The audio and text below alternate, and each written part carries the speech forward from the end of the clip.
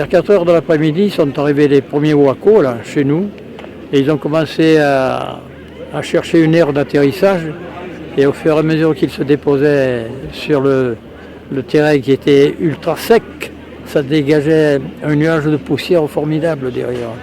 Et lorsqu'ils arrivaient, ils larguaient la corde de remorquage à peu près aux alentours de la maison et ils commençaient à chercher l'aire d'atterrissage. Ils nous faisaient signe, les pilotes et les copilotes, on répondait pour ça. Oh là là, c'était une époque formidable. Est-ce qu'ils se posaient tous bien? Oh non, non, certains sont tombés sur des arbres, où il y a la ferme Michel, là. Et il y avait un cerisier derrière. Il s'est posé sur le cerisier, là, vous pouvez dire au ciment. L'appareil a éclaté, explosé, terminé. Oui, oui, croyez-moi, ces Waco, c'était vraiment des cercueils ambulants. Il fallait avoir du courage pour piloter ça et rentrer là-dedans. Voilà. Oui, c'était du bois, de la toile et des tubes et de la toile. Alors les tubes, ça protégeait bien un petit peu, mais pas assez donc. Lorsque l'appareil se pose, il a une certaine vitesse. Quand il rentre dans un obstacle, il se démolit, quoi. Qu'est-ce qu'ils sont devenus, ces planeurs, après? Oh, alors là, au début, nous n'avons rien touché. Absolument rien. Puis on a commencé à voir des gens qui commençaient à démonter tout ça. Parce qu'il faut dire qu'au bout de 5 ans d'occupation allemande, nous n'avions plus rien. Et alors on a commencé à découper la toile pour protéger, pour protéger les poulaillers.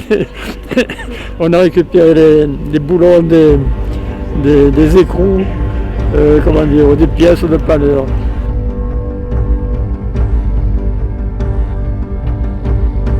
Et le matin, lorsque j'ai vu tous ces parachutes, du mi-temps à la nationale de cette nuit-là, c'était qu'un parachute. Ça partait des 4 chemins de Bagnoles, Calas, le Muy, là, la motte, là, au Muy. Ah non, ça a été là. Vous vous êtes dit, c'est une chance pour nous, ouais, alors ça va être une bataille, on va y passer. Pas y passer, non, on dit, ça y est, là, ils sont en surnombre. Quand ils ont débarqué, j'étais sûr, hein, quand même. Il y avait des résistants. C'était sûr. Mais attention, il a fallu faire les éclaireurs. Il a fallu les mener, ces gars. Ils ne savaient plus où ils étaient. Hein. Ils étaient carrément désorientés. Ça commençait la bagarre. Hein. La bagarre, parce qu'au Muy, il y avait l'intendance allemande qui fournissait la région en pain, en ravitaillement. Ils sont sautés. Là-dessus, c'était 3h30. Ouais. Et nous, j'étais à 200 mètres, mais on était plaqués au sol. Hein. Là, on ne bougeait plus. J'étais seul avec mon père, on était quelques-uns là. Et on ne pouvait pas bouger. Hein. Ça commençait, les mortiers, et là, je vous dis, à l'intendance, ils se sont tous battus à l'arme blanche. Hein. Il y en a beaucoup qui ne le savent pas. Et si un jour vous passez devant la grille de Franquebalme, on appelle le château Franquebalme, il y a l'ancien pont, là il y a une grille et un château. L'intendance, il y avait 11 morts allemands, tous au poignard. Hein. Ouais, il y en a qui ça, ils ne savent pas, ils blaguent les gens, mais ils ne savent rien du tout. Hein. Donc les parachutistes étaient des gens rodés à ce type de combat? Oh là là, ouais, j'étais fait vraiment pour ça. C'était des lions. Parce que là, on dit américain, mais c'était mélangé anglais et américain. Ils se sont trouvés ensemble, la 4e compagnie anglaise et les Américains.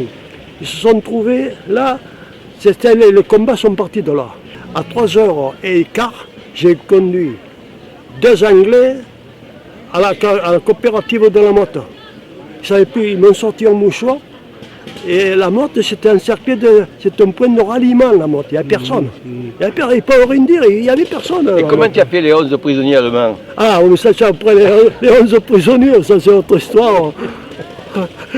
Sans armes. À Saint-Paul, il y a des maisons de partout, il y avait Polvé, tout ça, c'était plein de maisons, il y a la nouvelle route, tout ça. Mais avant on passait sur le pont ancien. Là. Et là, ça a été des gros combats. Les premiers combats, ils ne savaient pas, ça a été là. Alors, ouais, ils sont sautés carrément sur les Allemands. Et là, il y a une ancienne scierie qu'on appelait la scierie Martin. Quand il y a la chapelle, il y avait une scierie Martin. Et là, il y avait 200 Allemands. Rien que dans la scierie, c'était grand la scierie. Ils dormaient sur les terrasses. Là. Et les Américains sont sautés là, ça camprait. Hein. Ça a commencé à 3h30.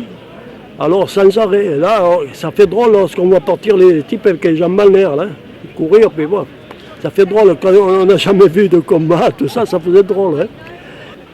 Après, je suis parti avec les Américains jusqu'au mois d'octobre. J'ai passé 2 mois, j'ai fait Saint-Tropez, Saint-Raphaël, Marseille. Marseille n'était pas encore bien libéré. Ils venaient nous chercher 3 camions amphibies tous les matins au MUI pour travailler, pour leur donner un coup de main, pour débarquer des Liberty de l'usine de torpilles de Saint-Tropez. Ils faisaient la traversée, on prenait au bateau, on les déchargeait et on les menait au dépôt. Et là, ça a commencé le 17, le 18, parce que les bateaux n'étaient pas encore rentrés, ils n'étaient pas encore libérés. Hein. Ils blaguent, mais les bateaux ils sont rentrés quand au MUI, ça a été tout fini. Alors ils ont pu faire rentrer les bateaux. Le premier bateau français, c'était l'Émile Bertin et le Bretagne.